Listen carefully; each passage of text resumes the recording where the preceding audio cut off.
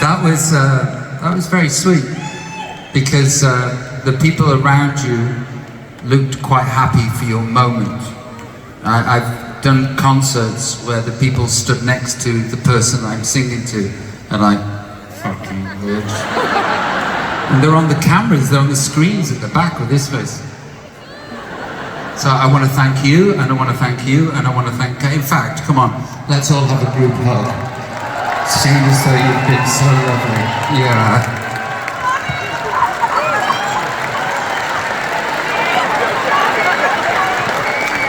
Bless you for being so lovely.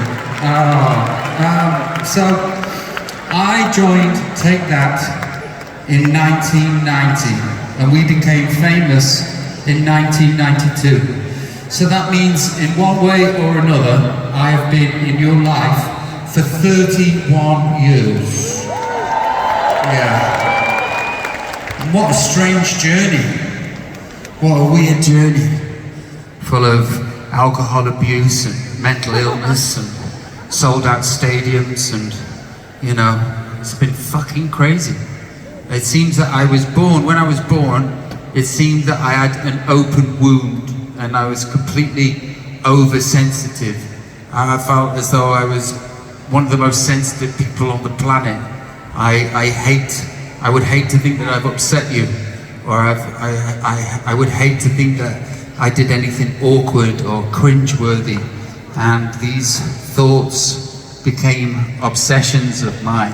I needed you to like me, and I needed you to want me, and I needed affirmation and care and love, and I had these voices in my head, intrusive voices, we call them in England and America, and these voices would tell me that I wasn't good enough, that I was a shit singer, that I was fat, that I was ugly, that I didn't deserve anything that I had, that sooner or later people would find me out, and they'd come to realize how shit I was.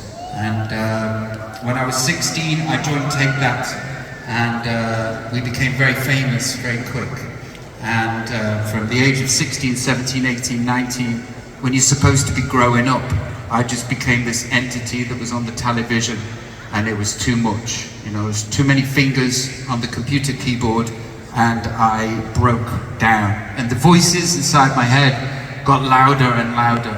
The more that I got, the more I thought I didn't deserve it. And I tried to stop these voices with alcohol and pills and potions.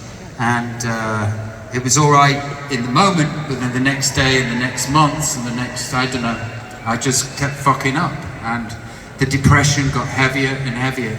And a day turned into a week turned into a month turned into a year, and a year turned into a decade, and that decade turned into 2 decades of getting up every day and fighting and thinking, how the fuck am I going to get through today feeling like this? And 2 things, the reason I'm telling you this story is coming up, but there was 2 things that saved me, because when you're fighting like that, your thoughts and your own, I don't know, your lack of serotonin, you hold on to anything in this life that gets you through.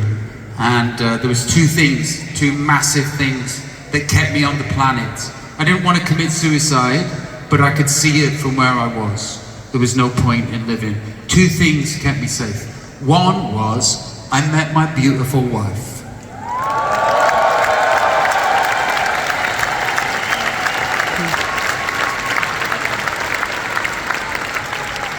A few of you are like, that bitch. And the whole reason why I'm telling you this story is because of this next bit, and that is, I'm incredibly grateful to be me and do the job that I do.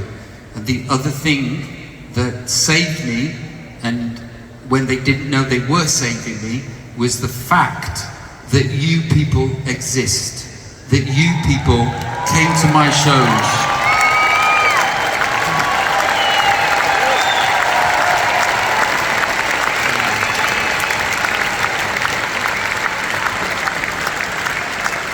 because I don't know, people like Vidor that comes and smiles and dances along, and the lovely Diane, and all the people that stood up in the seats for Rock DJ and caught the t-shirts and laughed at my jokes and keep turning up for this, I don't know, 49-year-old man, you know.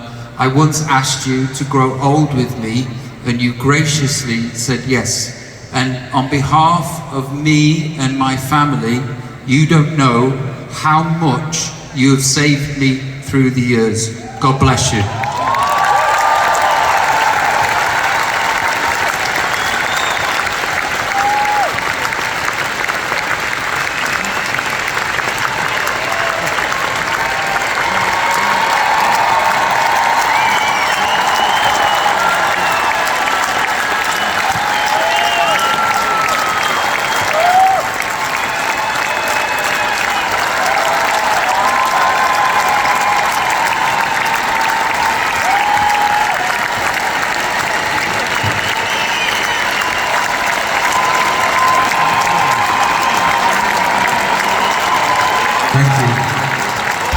If you can get your telephones out, please. Get your telephones out and turn your lights on.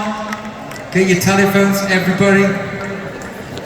I want to see the most telephones in this arena ever. Let me see you. Oh, look at that. What a beautiful sight. And through it all,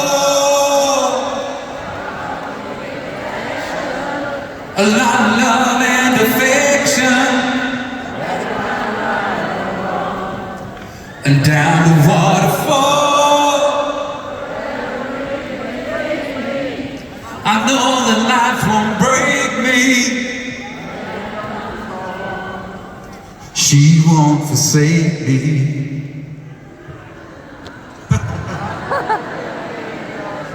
God bless you, Budapest.